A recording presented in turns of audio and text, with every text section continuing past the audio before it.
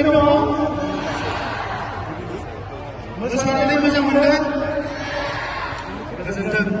आं बयनिसिमबो गोदान बोसोरनि गाहाम हामलायनाय बावहरदों आरो लोगोसे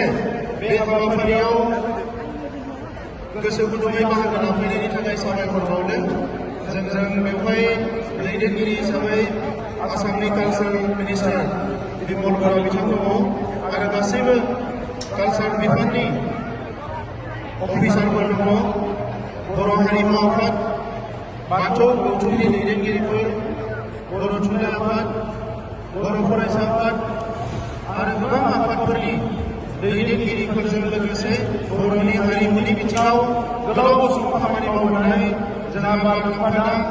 चक्रधर नार्जारी आरो गोबां दैदेनगिरिफोर बेवहाय दङ गोबाव समनि मोनसे सिमांमोन जे बर' हारिमुखौ मुलुगनि दरबाराव गायसननो थाखाय बेबायदि मोनसे दिन्थिफुंनायनि 2020 मायथाइयावनो साननाय जादोंमोन नाथाय गुबुन जाहोनाव फैयै फैयै 2026 मायथाइयाव बे हाबाफारिया जाफुंसार महर मोननो थांगासिनो दङ आङो आसामनि चिफ मिनिस्टार बिथांखौ साबायखर बावो बे हाबाफारिखौ बयबो जाफुंसार होनायनि थाखाय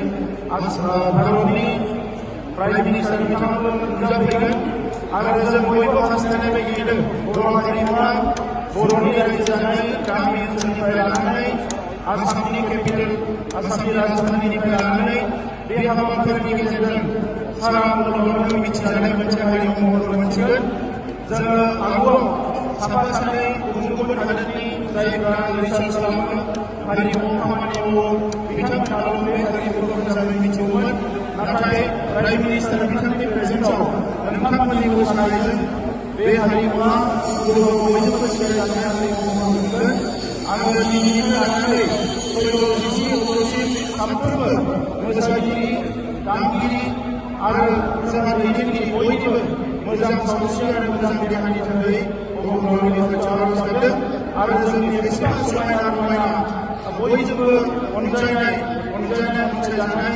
आरो नायनो मोजां बे बयनिख्रुइबो साबसिन हारिमुवा मुलुग दरबाराव मोजाङै गायसनजागोन आरो बेयो नोंथांमोना बे जायगायाव अराय सम साखि जानानै थासिगोन ओंखायनो आं बयनिसिमबो साबायखर बावदों खेबसे बयबो बुंनो थाखाय खावलायबाय जय बर' हारिनि जय बर' हारिनि जय बर' हारिनि